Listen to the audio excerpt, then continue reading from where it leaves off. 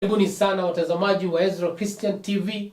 Hii ni Christian TV, chumba cha mawaidha, na huyu ni Bazuu the wise man. Kidogo tumepotea kwa muda, lakini tumerudi tena na fujo na mbwembwe zote. Na leo nimeleta mwalimu ambaye ana tajriba ya hali ya juu, na ana tajriba katika mambo ya kushughulikia wanarika wetu. Mnaelewa kwamba katika mazungumzo ya jamii unasikia watu wakisema watoto wa siku hizi, watoto wa siku. Hata juzi rafiki yangu alikuwa anauliza, na siku hizi huyu ni nani amekuwa maarufu?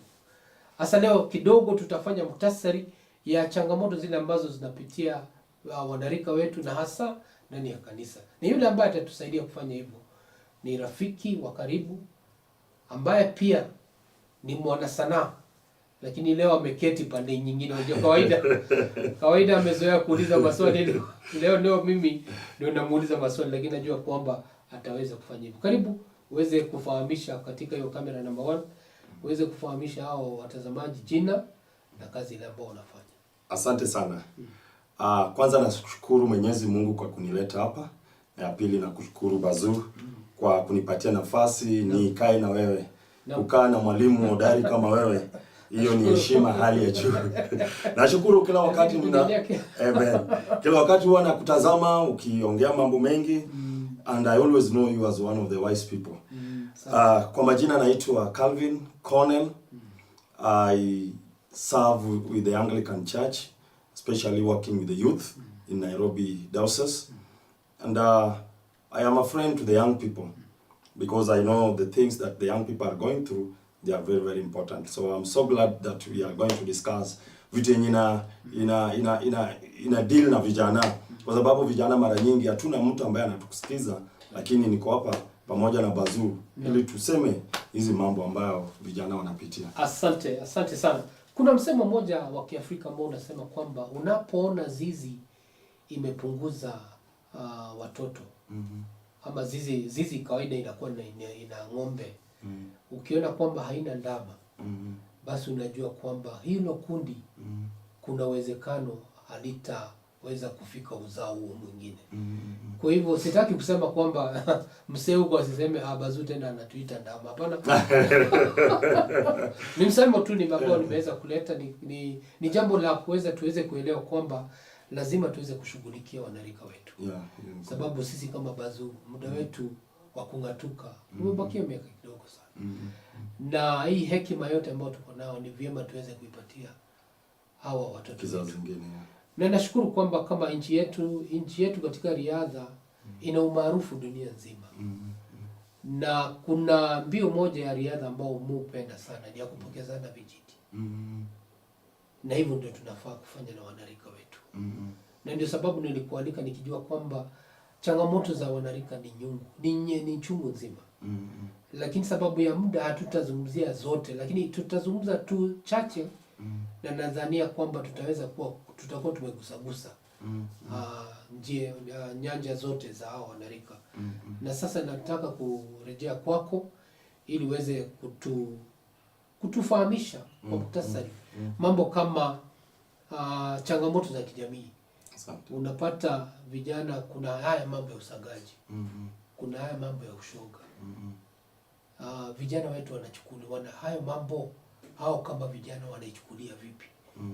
Na tukishaelewa jinsi ambavyo wanachukulia hilo jambo, wewe ambaye umekuwa na wao kwa muda, ni ushauri gani unaweza kuwapatia? Karibu. Asante sana.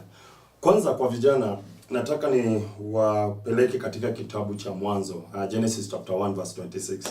The Bible tells us that God say, let us create man in our own image. In the image of God he created them, male and female.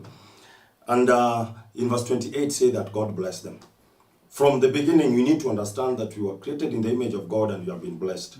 In Jeremiah chapter 1 verse 5 now tell us that before you are formed in your mother's womb, God knew you.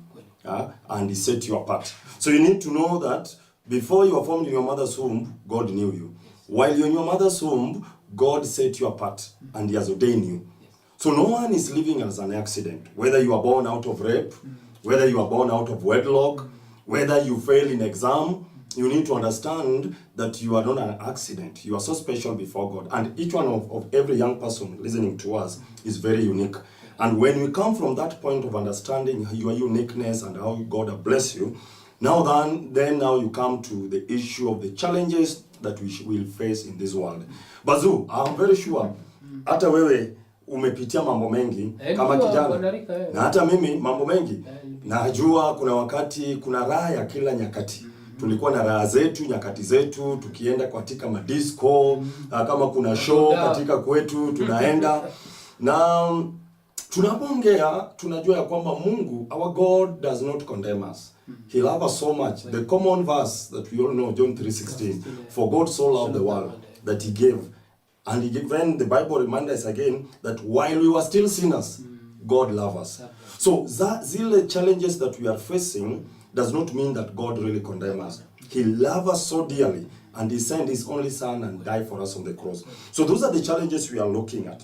One of them, ameongea juu ya ushoga, LGBTQ, ama homosexuality, whereby somebody is a gay or a lesbian.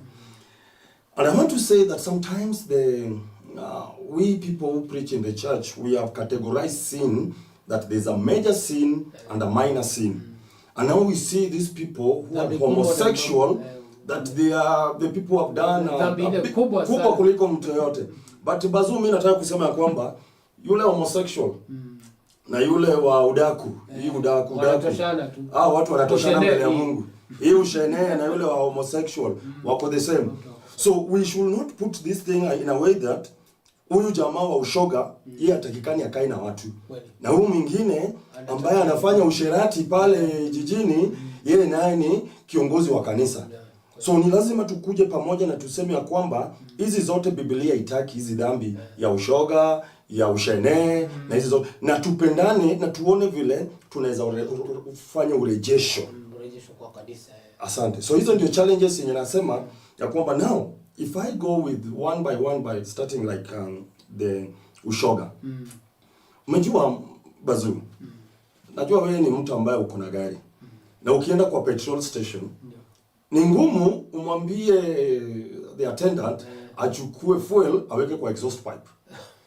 So mimi huwa nashangaa mbona vijana ama watu wanataka kutumia exhaust pipe. Mungu alipotuumba alituumba kwa mfano wake. Na kuna vile aliumba msichana na mwanaume. Na kama ni mambo ya sex is a blessing from God. And is holy, especially in marriage. Yes. But now, when a young person now decide to go through the opposite, ama the same sex, then kuna jambo. Na hiyo ndio inatusumbua sana. Na tena ninajua ya kwamba when God created us, one of the command is go and multiply. Kwa masomo yetu tu ya shule Bazuu. Unajua multiplication inaanzia. You need ovum and what? And sperm. Where a man produces sperm and a woman produces an egg and mayai. Yeah. Na sasa mimi na Bazuu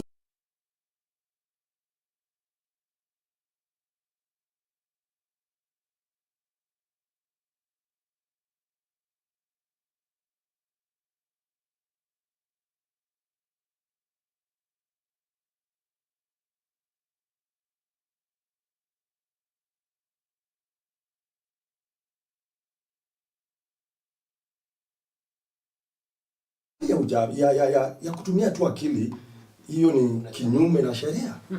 Na kwa Biblia pia, Biblia inapinga kitu kama hiyo. So mimi ningependa kijana wangu atafute msichana mrembo na wapate mtoto. Na hiyo ndio furaha yako. Na hiyo ndio furaha. Kwa hivyo tuelewa ambao hatuhukumu, tuelewe hivyo.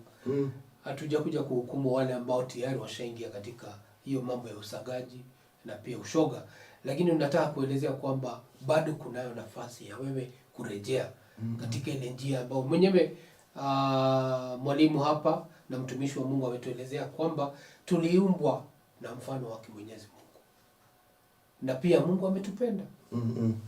Na ametupenda na upendo ambao hauna masharti. Ni upendo ule ambao ni wa kina, upendo ambao unataka mambo mazuri kutoka kwako.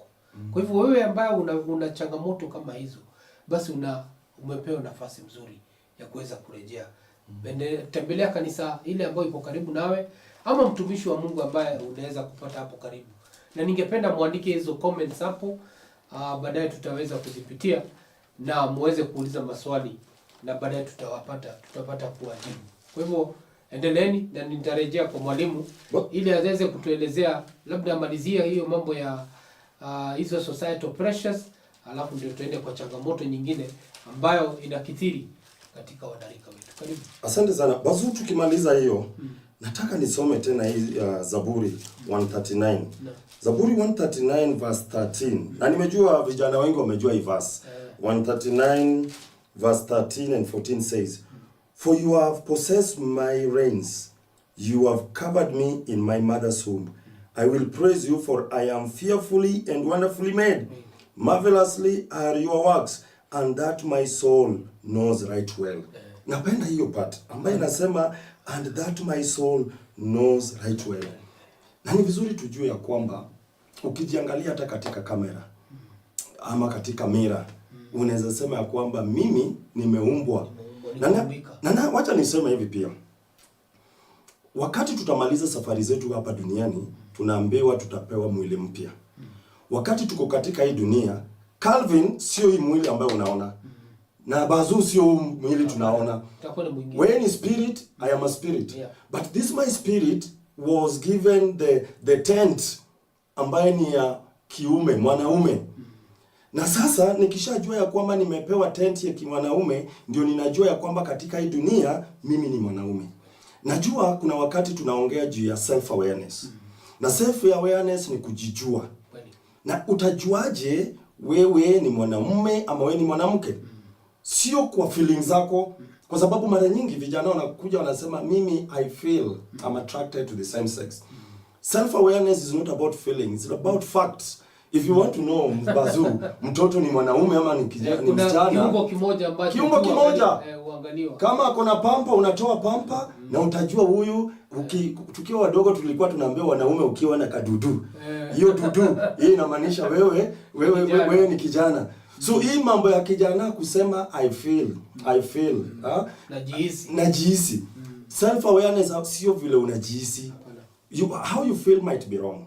And therefore God created us. And I like this verse which says, I know that well, that I am wonderfully and fearfully made. So I want to tell you that yes, maybe you are there and you are saying these people are not feeling me. Sikufeel, ndugu, ni ngumu ni kufeel.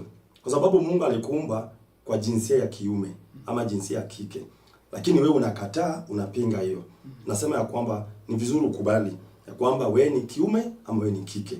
Na maisha itakuwa sawa. Other things also, the pressure that comes in the society can be the class. Inatakikana wenzako, umri wako umefika 30, umefika 28, wewe ni msichana. Inatakikana uwe na bwana. Sasa hiyo pressure inafanya ukienda hata kanisani unaweza fanya hata maamuzi ambayo si ya busara. Kwa sababu inatakikana uoe na kila mtu anakuja na kuambia sasa uko 30. Hizo ndio pressure ambazo zinakuja katika hii maisha ya vijana. Na juzi nimeona mtumishi wa Mungu ambaye ni Muamerika na mwenye tajriba ya hali ya juu anaitwa Cindy Treb na ni mwombezi sana. Juzi ameolewa akiwa na miaka 60. Na hapo amewahi olewa miaka yote. Na anasema kwamba yeye aliweka mipaka. Na kila wakati alipokuwa katika hali ya kuposwa, basi alikuwa anakaa chini anasema hii ndio nimeleta. Na Bwana naye anasema ndio hii. Kama wanaelewana basi. Kama hawataelewana basi anamwambia basi. Asante. Kwaheri. Na alipata kuolewa na anafurahia sasa ndoa. Kwa hivyo wale ambao wanachelewa usije ukasukumwa ni msukumo wa kijamii. Chukua muda. Hata Biblia inasema kwamba to God 1,000 years can be like one day, and 1 day can be like 1,000 days. So there's no need to hurry with the pressure of the world. You must be able to overcome the pressure of the world, because the world will be full of pressure. Na maandiko ni dhahiri inatuambia kwamba tusije tukafanya maamuzi ambayo yatakuwa ni mapotofu. Na narejelea vile mtumishi wa Mungu amesema kwamba tumeumbwa katika mfano wa Mungu. Na pia tunaona Danieli katika ukurasa wa kwanza mstari wa 8 alisema kwamba yeye alifanya makusudi kwamba hangejinajisi. Na alipata kupendeka na kibali kikakuwa juu yake. Hata nawe ambao unatutazama. Ndio changamoto zipo, lakini kuna nafasi. Kuna nafasi. Ndio. Asante. Haya, twende kwa jambo lingine ambalo ni changamoto, na hiyo ni wanarika, msukumo wa wanarika pia pressure. Pia pressure. Na hiyo kitabu ambayo umetaja Daniel chapter 1 verse 8. And I say that Daniel means God is my judge. And Mungu ndio hakimu wake. Then in Daniel chapter 1 verse 8 he said Daniel purpose. Alifanya makusudi. Purpose. The purpose is very, very important in the life of a young person. If you can purpose on the life that you want to walk, so that you don't ukai kama bendera. Mara nyingi tunasema bendera ufuate upepo. Wewe unaamua hii ndio njia ambayo ninataka nifuate, na sitatoka katika njia. Na tayari umeweka lengo. Kuna lengo hapo, because you must have a vision. Yeah. Because even the Bible says a nation or an individual without a vision perish. You must have a vision. This is what you want to achieve. And once you have that vision, you focus on it. So that even if everyone is doing the opposite, you will stand. Daniel stood by himself. That even when others were enjoying the food in the palace, he decided that no, I will remain focused to my goal. So what the pressure, how to overcome the pressure is to remain focused on your dream. Once somebody focus in their dream, because the world, the way we started with the pressure, the world will come with a lot of pressure and ask you, mbona wewe hujaoa? Mbona wewe uwezi ingia LGBTQ ili upate pesa kama wengine? Mbona wewe uvai kama wengine wanavaa? So unaenda katika hiyo pressure ya watu and you found yourself misleading your own life. So the young people, you need to be like Daniel, who purpose in his life. This life God have created you with a purpose, and it is upon you to stand with your purpose. Because we are unique, Bazoo. Whatever you can do, I cannot do. And again, when God created us here, we came different time. Yes. And different time we will go back. And therefore, if I want to follow whatever you want me to do, then I will fail my purpose, why God created me. You know, there's a writer, Miles Monroe, who once says that the grave is the richest place, because many purpose zilizikwa hapo. Watu walizikwa sababu tayari hakuweza kuzitumia because they wanted to please the crowd. Na kuzizindua. Yeah, please the crowd, yeah. So the peer pressure is there, Bazoo, and they are being influenced by many things, can be media. You know, when you go to media, like right now we are using media, we are not against the media. Tunatumia kuhamasisha. Njia moja ambayo tunaweza tumia kuhamasisha wananchi. Na sasa unapata mtu anaenda kwa Facebook ama anaenda kwa IG and the rest, na unaona kijana amepiga picha akiwa kuna V8. Unaiona hizi magari kubwa. Na kumbe mwenzake ambaye walikuwa nao kwa shule akiona hiyo akona stress, anajiuliza mbona mimi sina? Na kumbe huyu ameenda kapiga picha na gari ya mtu hata mwenye ajui mwenyewe gari ni nani. Lakini wewe ni pia pressure ya kuona hizo video watu wanaishi. Wengine unajikuta wameenda coast, wana swim, wanakunywa, kuna vinywaji. Unatamani mwingine kuna mtoto, hata ni mtoto wa ndugu yake ndiye anarenga nayo. Na wewe uko mahali unasema mimi huyu ndio tulikuwa na yeye kidato cha 4, naona anaendesha gari kubwa, akona familia nzuri na nilikuwa namshinda. Na hii imeleta suicidal thoughts. Kwa sababu people vijana wamefika mahali wanakosa tamaa, wanakata tamaa, na wewe inawasukuma kwenda kujitia tabitazi. Na ya mwisho katika hii ama nyingine ninaweza sema ni comparing yourself with others. Because kuna wakati unaona wala ambao, na vile hata nimeisema, you compare yourself with your age mates, what they have achieved and what you have not achieved. But you need to know that everybody kila mtu akona njia yake. You have your purpose, you have your line, you have the process. So let us accept to follow the different process that we have. God has given us a process, different process. Wengine wataenda haraka. Labda ujui mwingine anaenda haraka kwa sababu amempewa miaka 50. Na wewe umepewa 100. Umepewa 100. Na wewe unataka kukimbia mbele ya mtu 50. Asante. Shabikia mchakato wako. Asante. Kwa ile njia ambayo inahitajika. Asante. Tumezungumzia sasa mambo mawili ambayo ni muhimu sana. We've talked about societal pressures. Tukazungumzia about peer pressure na ambazo ni challenges za ama changamoto ambazo wanarika wanajipata pale kanisa. Jambo la tatu ambalo tungependa kuzungumzia ni ile kukua kiroho. Kukua kiroho. Vijana wetu, wengi wetu wengine hata ukiwaambia wakariri sala ya Bwana inakuwa ni changamoto. Na ukienda kwa manyumba, hasa nyumba zile ambazo watu hawasomi Biblia, utapata wakati mzazi anaanza kusoma Biblia, vijana ashaanza kulala. Lakini akiwatch game ya Premier League, anaweza kaa hapo mpaka saa 8 za usiku na sinzi. Lakini Biblia ikianza tu wakianza kuchambua Biblia, tayari mtoto ameanza kulala. Asante. Unaweza tuambie ni nini hasa inachangia mambo kama hayo? Alafu tutamudu aje hiyo hali na umuhimu wa kuona kwamba kijana anainuka kiroho. Kwa vijana naweza sema kwamba mwenye alituumba ni Mwenyezi Mungu. Na alituumba ili tumwabudu. Lakini katika hii maisha tunayoishi tuko na mambo mengi ambayo media inatuonyesha. Tunaona ukora katika makanisani. Na the antichrist ama wale ambao wanapinga vitu za Mungu wanatumia vitu kama hizo. Nimeshaona hata kwa ma videos kuna watu ambao wana act. Kuna wengine niliona mahali ambaye mtu ana act ya kwamba New Year kuna pastor anaosha wanawake wakiwa uchi. So hizi kuna vile watu wanakata, wanawitengeneza katika media na wanatuma kwa TikTok, kwa mambo mingi nyingi. So watu wakiona hizo wanasema kwamba kanisa imebeba wakora. So kijana anasema kwamba mimi sitaenda kanisani kwa sababu kanisa iko na wakora. Hiyo ni moja. Ya pili, nasema kwamba sisi ambaye ni wazazi ama wandugu wao wakubwa tumefanya vijana wanakosa kuona umuhimu wa kanisa. Hatuna mifano, sisi si mifano. Sisi si mfano.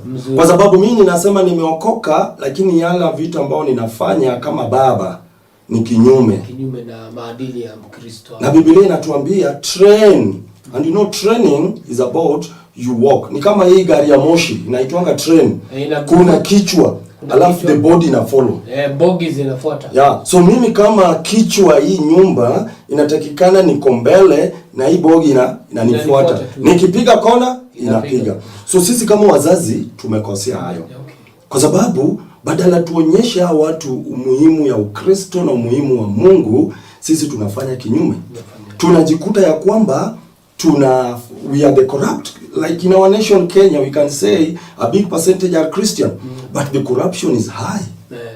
Ufisadi ni mwingi sana. Hatuwezi onyesha vijana ya kwamba mfano bora. Ya tatu, makanisa pia wako katika hali ya kutafuta pesa. Na vijana hawana pesa. So unapata hawajaweka priority ya vijana mbele.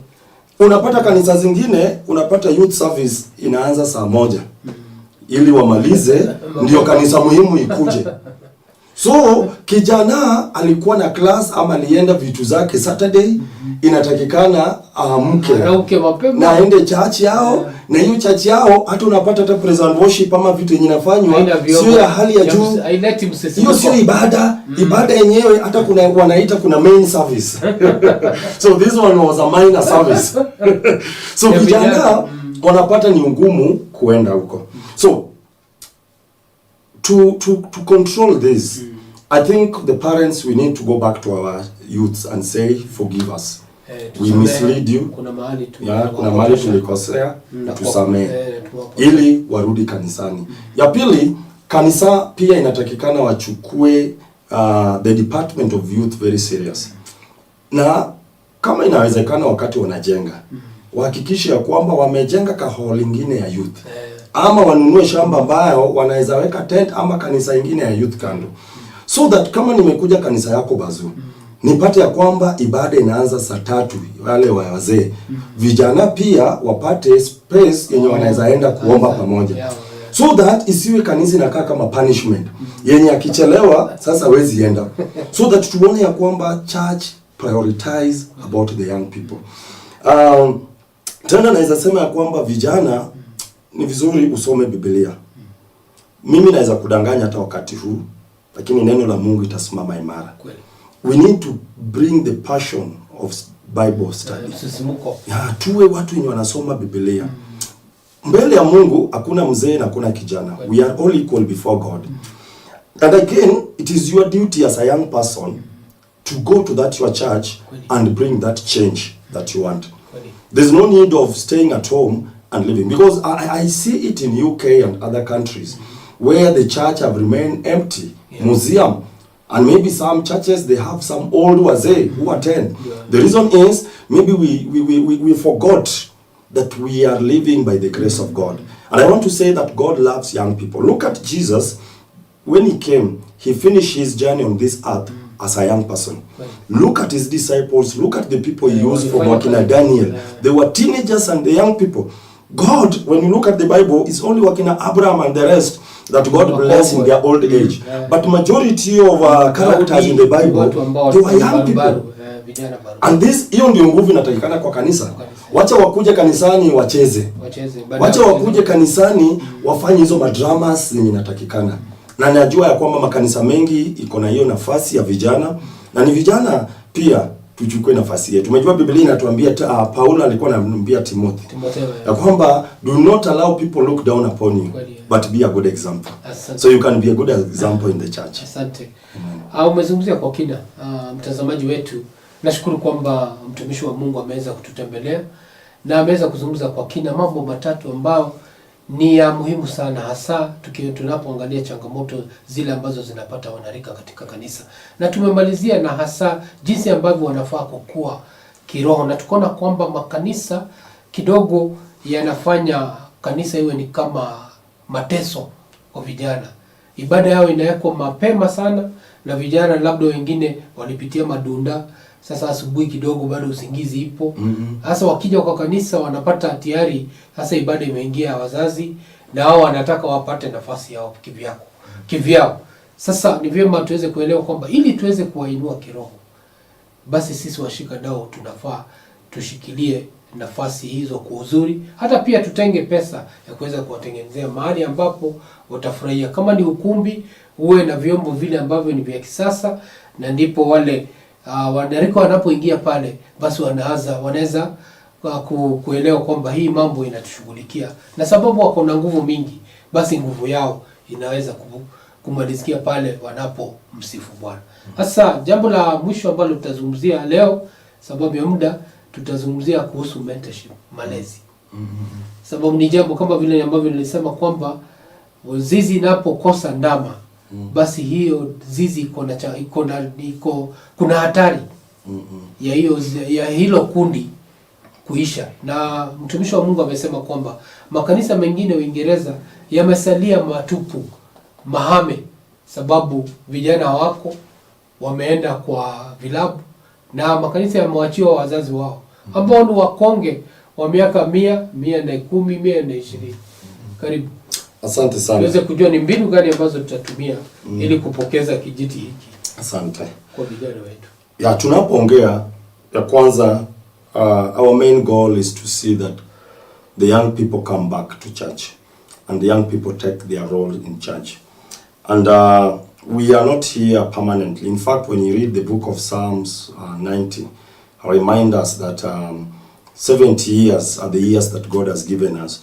But when we live beyond that, we go through a lot of challenges, which means that beyond 80s and 90, there are many things you cannot do. But now we need the young people. So I pray that the church of today, they can acknowledge the role of young people. In this generation, we have many educated young people. When you have a committee of a church council, church pastoral team, are you able to ensure that you also have the youth? The youth should not just be taught when you are thinking of who will come and clean the church tomorrow. We need to know that these young people, some of them are lawyers, some of them are teachers, some of them are, they are well trained. So we need to give them the space. So that's one thing that I want to ask the church. Let's give these people the space. Let us also understand that they are youth. They are in a season where they want to try many things. So when a young person have messed up, you don't need to stone this young person. You need to show this young person love, come and wipe their tears and show them the right direction that they need to follow. But when we crucify them and when we judge them, because I've seen many times a young person, maybe they got pregnant when they were in the praise and worship team, the pastor become harsh to them, they are being excommunicated from that team. Just remember, Christ came to reconcile us back to God. And the Bible says that while we were still sinners, Christ loved us. So the work of mentorship is when you understand that you, the mentor, you are much knowledgeable than this, the mentee. And therefore, it's your work to hold their hand. Ukiona wameanguka, enda pale, shika mkono yake, simama na yeye. Lakini ukiona ameanguka na unamtupia mawe na unamuongelesha vibaya, unapoteza huyo kijana. So tunaomba kwamba wazee, shikeni ya vijana, wataendelea kufanya makosa mengi, lakini ujue ya kwamba hiyo ndio kazi Mungu amekupatia, kumshika na kuendelea kwamba amesimama imara. So hiyo ndio naweza sema ya mwisho ya kwamba let's give them the space, let's walk with them and let us be prepared, they will fall. And let's come with a Bible study program, discipleship program. Let's have it in a very fun way. Let's say we go for football, but before we play football, we have a Bible study. Yeah, let's ensure that we have a match. For example, we are watching Man U and which game? Yesterday. You have that TV in the church, and after watching it, we can share and learn from how they were playing and see that in this world we need each other. We need a striker, we need a defender, we need what, and we continue the life. So whatever the young people love, let's embrace. Some young people love even social media. And I know some church elders who feel like social media is an area of devil worshippers. I thank God for COVID-19. Introduced church to social media. But now the people need to understand, when you see a young person going astray, show them love. They will come back. Thank you. Asante sana mtumishi wa Mungu. Amemalizia na hoja ambayo tulikuwa tunazungumzia nani ya kutushauriane ama kulea watoto wetu, mentorship. Na akasema kwamba katika vikundi vyetu ama iwe ni katika ushirika, ni vyema tuweze kuchagua kijana mmoja awe hapo katika mazungumzo yale ambao tunayazungumza. Na hiyo ndio njia moja ambazo tutapokeza vijiti kwa vijana wetu, na pia tutawahusisha kwa mambo yetu, na tutakuwa na hakikisho kwamba watoto hawa hatapotoka, vijana hawa wetu wanarika watasalia pale pale, na wataweza kupata hekima kutoka kwa wazazi wao ambao kwa kawaida wakati mwingine hawapati nafasi murwa ya kuweza kutembea na wao. Na pia akatuelezea kwamba ni vyema tuweze kuhusisha hawa vijana na kuwapa muda. Kuwapa muda wawe vijana. Na tunapowapatia kuwapa muda wawe vijana na pia kufanya mambo kama kusoma Biblia, inakuwa ni njia nyingine mzuri sana ya vijana kuweza kuelewa. Kama kwa mfano ametusomea hapa kitabu cha Danieli. Danieli alikuwa ni kijana wa miaka kati ya miaka 15 na 17. Na tunaona huyu alikuwa ni kijana barubaru. Na tunaona kwamba alifanya maksudi. Kwa hivyo ni vyema tunapofanya hii ushauri, tunapolea hawa vijana wetu, basi wewe ambaye ni mlezi unafaa wewe pia uwe ni Biblia ya kusoma. Na uwe na hekima na busara ya kuweza kutembea na kijana huyu. Ndio maswali yale ambao wanauliza anapata nafasi ya kujibiwa, na ule anajihisi kwamba anatambulika. Na mfano mzuri ni katika Biblia. Tunaona Paulo ambaye kidogo alikuwa ni wa umri wa juu, aliweza kutembea na mtoto wake wa kiroho Timotheo hadi akamfanya kuwa mchungaji wa kanisa. Na huo ni mfano ambao tunafaa tuige, na tuelewe kwamba katika Mwafrika kila kijana alipata nafasi ya ushauri. Vile alikuwa anakuwa, kuna ushauri na mazungumzo ambayo alikuwa anapewa ni wanaume. Kwa hivyo pia niongezee mtumishi wa Mungu ni kwamba wanaume wale ambao wako kwa kanisa na ni wakongwe, watengeneze njia ya vile ambavyo watajihusi, watakuwa na ushirika. Wanaweza panga hata mbuzi. Na wanapokula hiyo mbuzi ama vile ambavyo umesema kuona mechi. Wakishaona hiyo mechi basi wanaichambua. Si kwa vile ambavyo tunaona striker huyu kama angeshirikiana na huyu mwingine, basi mabao tungepata. Na hiyo inakuwa ni funzo kwetu kuweza kuelewa kwamba katika uhusiano wetu, ushauri wetu, basi vijana zile changamoto ambazo wanapitia ni changamoto ambazo zina suluhu na zinaweza kuwatoa ngazi moja hadi nyingine.